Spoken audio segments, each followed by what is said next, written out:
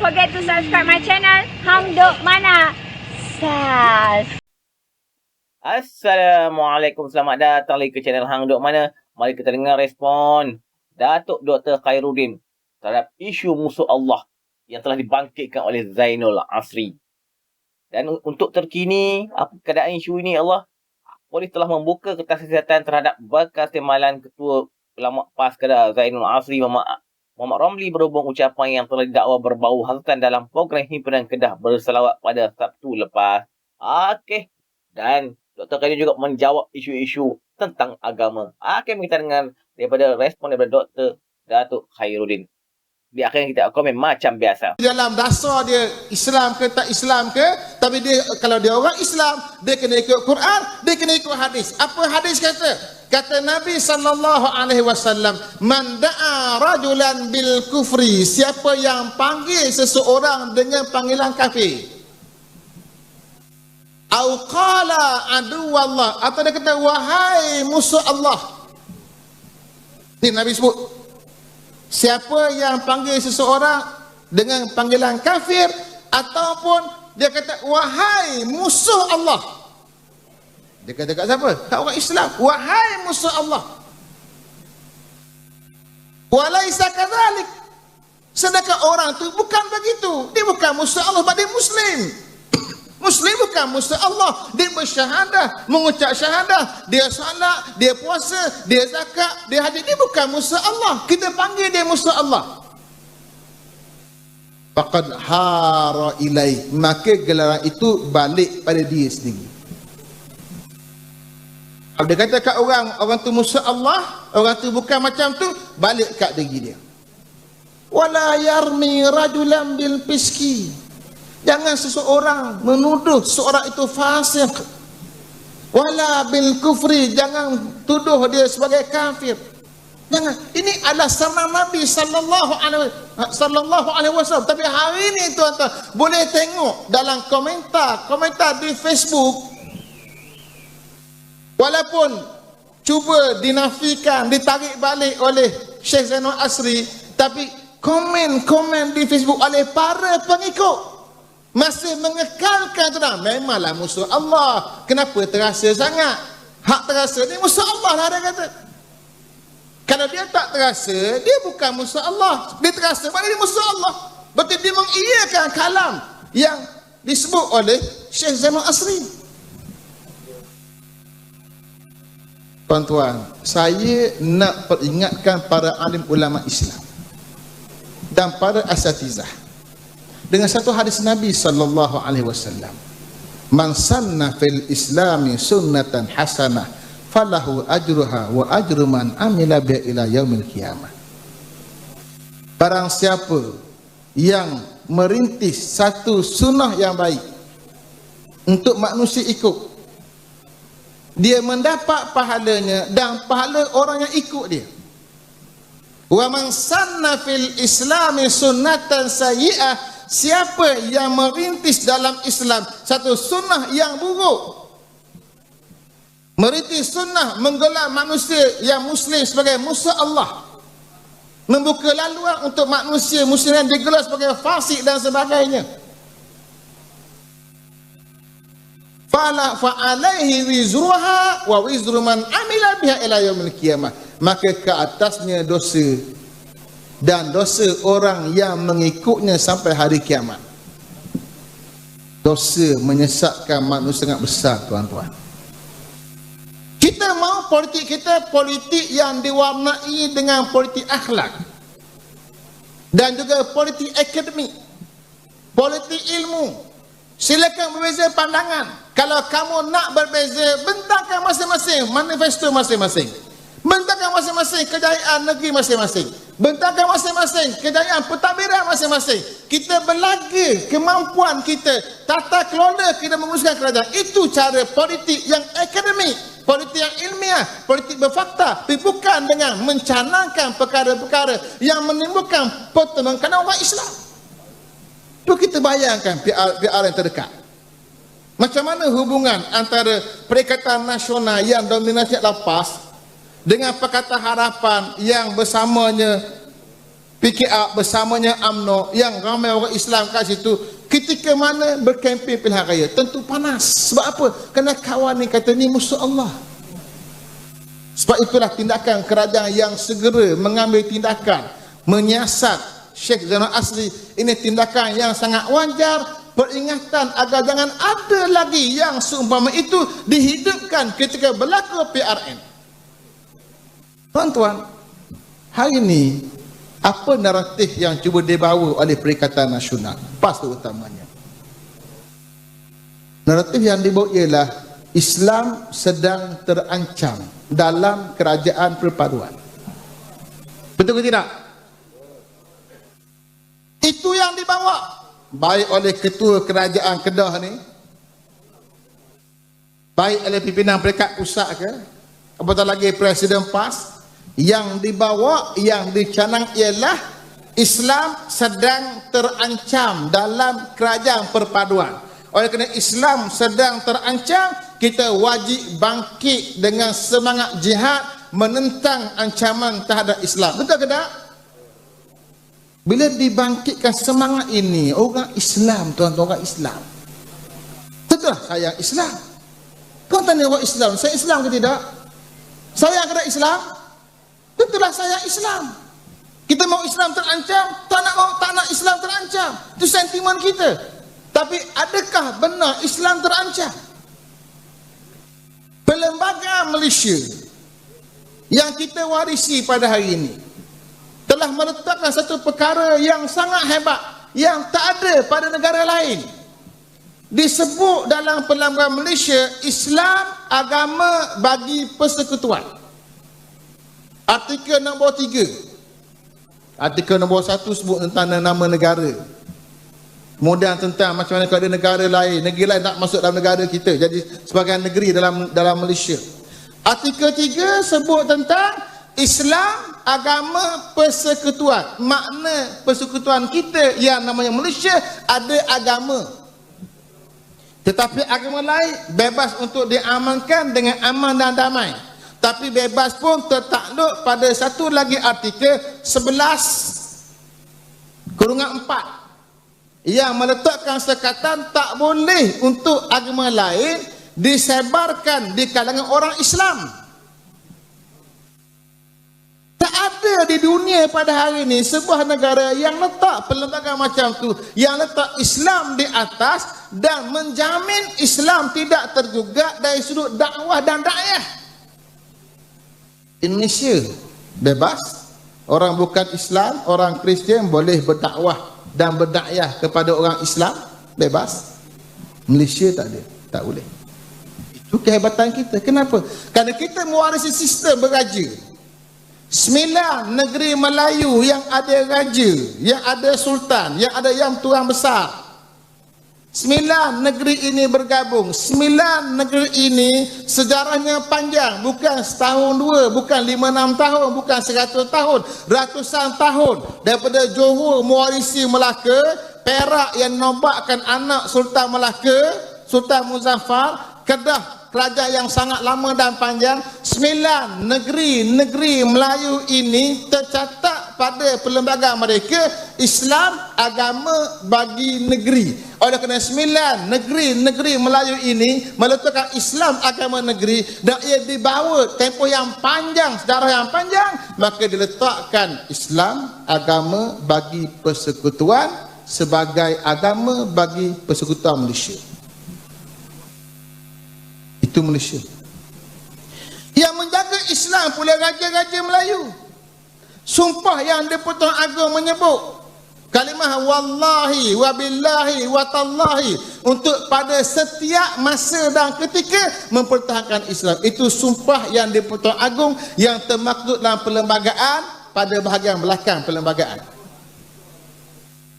Di negeri-negeri yang 9 ketua agama adalah sultan-sultan. Negeri yang tak ada sultan, yang di-Pertuan Agong akan menjadi ketua bagi agama.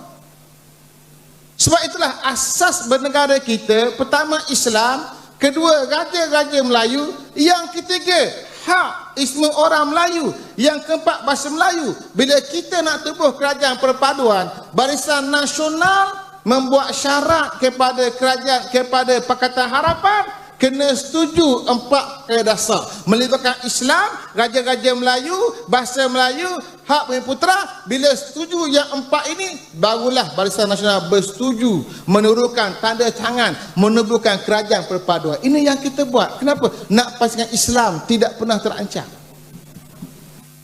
Dengan komitmen Yang Amat Berhormat Perdana Menteri pada hari ini, yang turun padang bersama program-program ilmu. Yang ni tuan-tuan, sejarah yang tak pernah berlaku, tuan-tuan.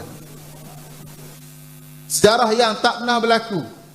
Perdana Menteri turun padang bersama program ilmu, bersama dengan para alim ulama. Turun padang bersama, bukan setakat datang dengar, bermusyarakah, berserta sama. Tak apalah, program macam tu mungkin ramai boleh buat, tak ada masalah. Tapi tuan-tuan, bila mana nak ditunjukkan Islam terancam, apa dia isu yang dibawa? Yang dibawa satu isu melibatkan kalimah Allah. Dia kata Islam di Malaysia terancam. Buktinya kalimah Allah terancam. Isu mana? Isu penarikan balik rayuan kes Jil Island. Yang ni yang dibawa oleh ustaz-ustaz lampas ni, yang berceramah tentang agama ni, termasuk dibawa ke parlimen oleh ahli-ahli parlimen PAS ni. Dia nak tunjuk apa dia? Bahawa Islam sedang terancam, kalimah Allah sedang terancam. Tuan-tuan, yang ni saya nak sebut biar jelas. Kalimah Allah di Malaysia telah dinoktahkan bahawa ia hanya milik orang Islam. Saya ulang balik. Kalimah Allah di Malaysia telah dinoktahkan ia hanya milik orang Islam di Malaysia. Kita tak bincang tentang Indonesia, tak bincang tentang negara Arab, kita bincang tentang konteks Malaysia, uruf Malaysia. Dinoktahkan macam mana? Dinoktahkan menerusi titah raja-raja Melayu, yang kemudian dibawa menerusi kabinet, kabinet pula keluar arahan diperturun menerusi KDN. Kemudian berlaku pula 2 kali kes di mahkamah. Satu mahkamah rayuan pada tahun 2013, yang kedua mahkamah persekutuan 2014. Yang kedua-dua mahkamah ini menetapkan dan menegaskan bahawa kalimah Allah hanya milik orang Islam. Full stop. Selesai. Ini berlaku zaman Barisan Nasional menjadi kerajaan. Full stop.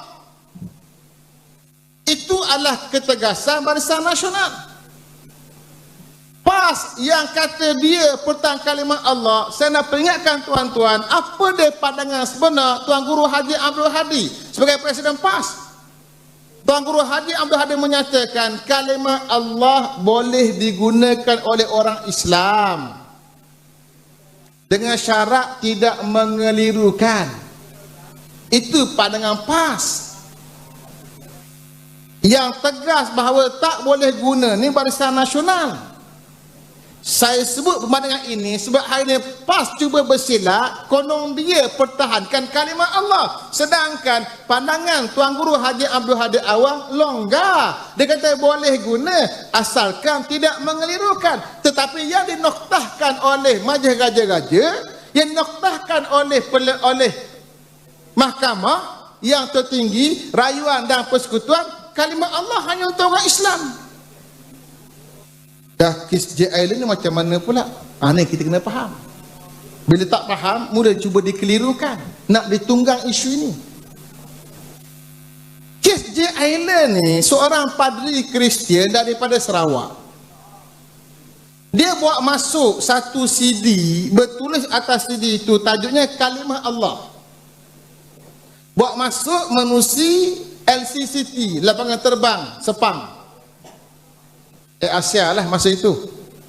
Bila buat masuk ke Malaysia menerusi LCCT, maka KDN, Kementerian Dalam Negeri, membuat rampasan. Kenapa buat rampasan? Sebab tak boleh buat masuk CD yang tulis kalimah Allah, kerana CD itu cerita tentang Kristian. Kalimah Allah menurut versi Kristian yang dibuat datang dari Indonesia. Bukan untuk orang Islam, untuk Kristian. Maka dirampas. Bila dirampas, menggunakan satu, dia panggil surat ataupun arahan pentadbiran oleh KDN, J Island bawa kes ni ke Mahkamah Tinggi. Mahkamah ada 3 peringkat, tinggi, rayuan, kemudian persekutuan. Di Mahkamah Tinggi, dia berhujah kat mana? Dia berhujah dari sudut arahan pentadbiran. Dia kata arahan pentadbiran KDN ni ada pencanggahan tak selaras dengan arahan kabinet. Maka hakim yang memutuskan itu memberi kemenangan kepada J Island, maka rampasan itu diserahkan balik. Maknanya apa? Kerajaan kalah. Masa kerajaan Perikatan Nasional dan saya jadi menteri pada ketika itu, kita setuju untuk rayu.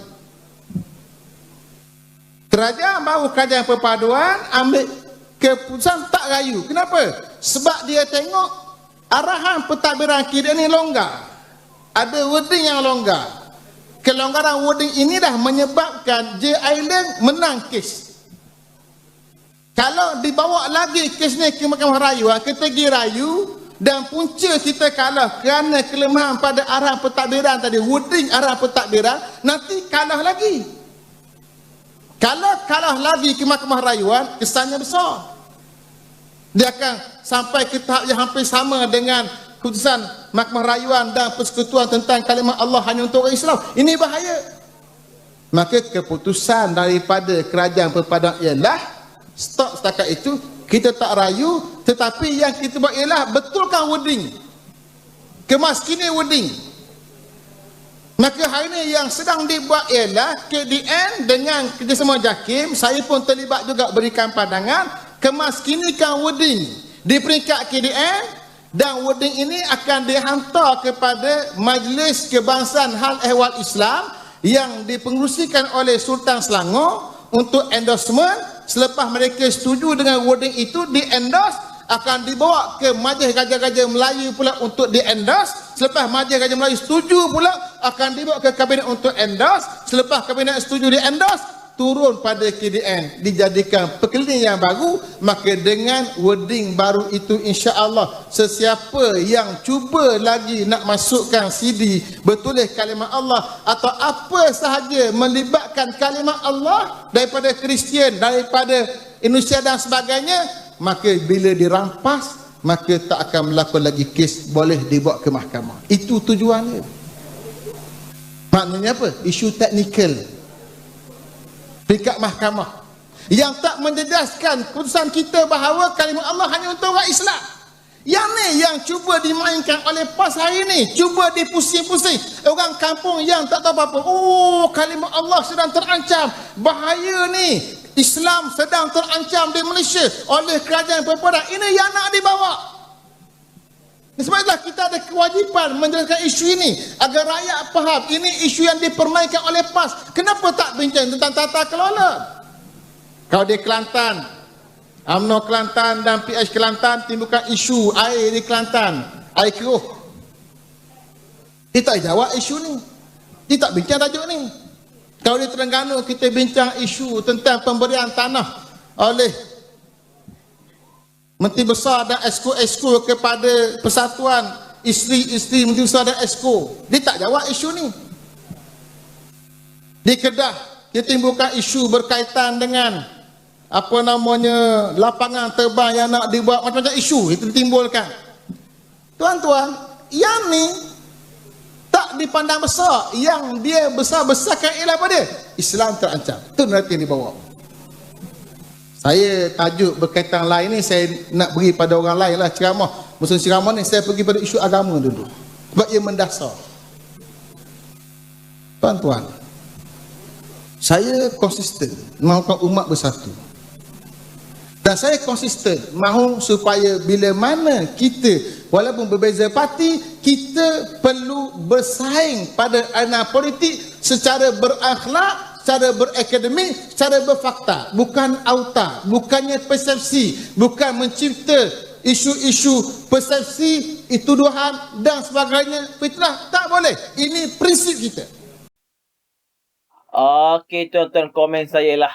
Dalam isu agama ni, kita kena faham bahawa Allah turunkan Al-Quran dan hadis untuk semua umat manusia. Allah tidak turunkan Al-Quran ni hanya untuk satu parti saja. Jika kita lihat di luar negara, di Turki, di Makkah, tidak ada parti PAS ni. So, jadi kita kena faham, kita kena mengikut Al-Quran dan hadis, bukan mengikut satu parti. Parti ni hanyalah wadah untuk untuk mentadbir di negara ini. Di negara Malaysia juga ialah agama Islam agama rasmi. Okey, tuan-tuan, jangan kita terpengaruh dengan daih-daih yang dibawa oleh PN ni. Okey, mari terus menyokong kajian perbudakan dan PMA. Berjumpa lagi. Assalamualaikum.